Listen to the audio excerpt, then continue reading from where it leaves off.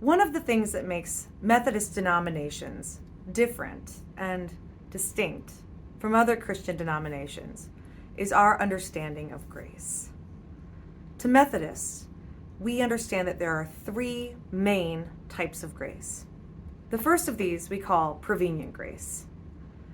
Prevenient grace is grace that comes before we even know we need grace. Grace that's available to us all the time. Before you knew you needed God, before you knew you needed grace in your life, grace was already there. It came before you were born, before you knew you needed it. That's kind of what the word prevenient means. It's an oldie-timey word that we don't use anymore, but it means to pervade or to pre-event. It comes pre-event. It comes first. So prevenient grace is out and about in the world. When one experiences the grace of God, they may realize they're having an encounter with God. But even if you're not in the place where you are experiencing God, even if you're not having an encounter with God yet, the grace of God is still there. Prevenient grace. And if by chance you have an encounter with God and you have an experience of this grace of God, we call that justifying grace. Justifying grace is very much so summed up in that old hymn, Amazing Grace. It's the kind of grace that meets you when you think you've done something that is unforgivable. It's the kind of grace that meets you in a moment, that blindsides you and teaches you of the presence of God.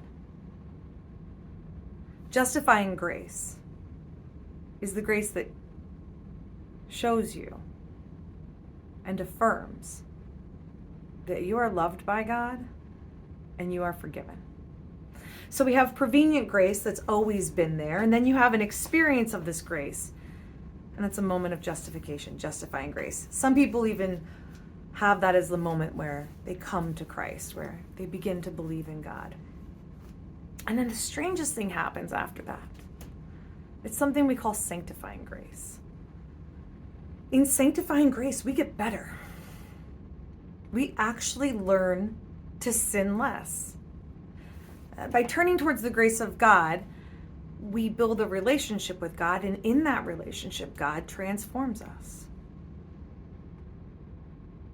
So when we talk about sanctification and sanctifying grace, we're talking about a God that meets us where we are and helps us get better.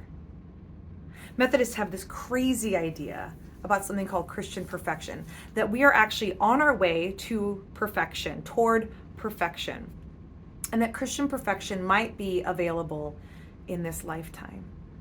In Christian perfection, it would mean that we become so sanctified that all of our actions, our lives, are able to be used by God for the will of the kingdom.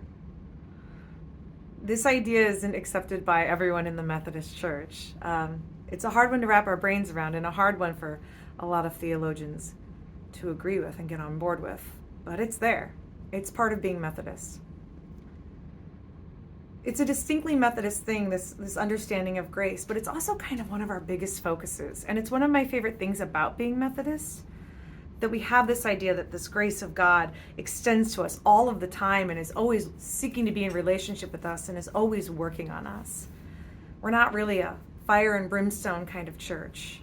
We're more of a grace of God kind of church.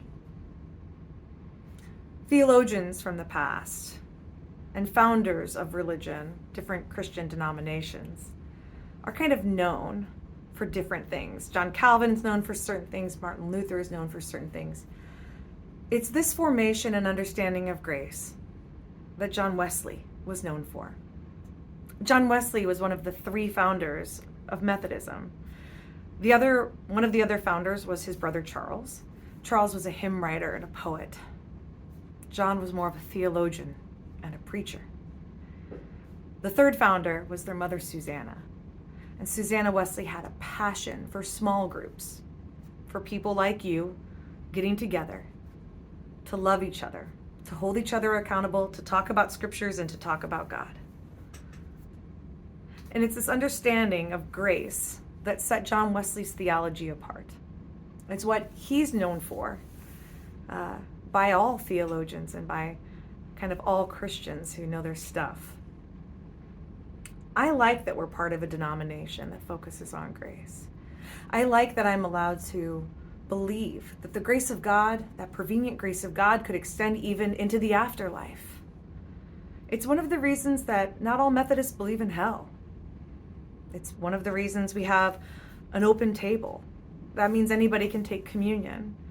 Wesley talked about that in taking communion, it could be a place where people might have a justifying moment. They might first experience the grace of God right there at the communion table. That's compelling. That means that no matter what someone's done or what they believe, that they are invited to the table because maybe, just maybe, they will encounter God in that space.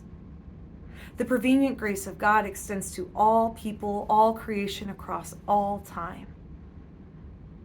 No matter if you've witnessed it or not. But if you do witness it, if you do see it, if you do feel it, that's a miraculous thing. An amazing grace indeed. And that moment of justification might change your life forever. For some people, that moment of justification is a conversion experience. For some of us, those moments of justification happen all over, all the time. You have a moment where you feel the forgiveness and presence of God, and then the next moment where you feel the forgiveness and presence of God, and the next moment. For some people, conversion itself are little turns over time. And always when we are in right relationship with God, this grace works on us and makes us better through the process of sanctification. Again, you see how I'm repeating it to make it stick? So the three forms of Wesleyan grace, of Methodist understanding of grace. Prevenient grace, old-timey word.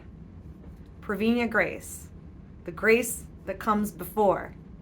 Justifying grace, the grace where you become aware and it justifies you.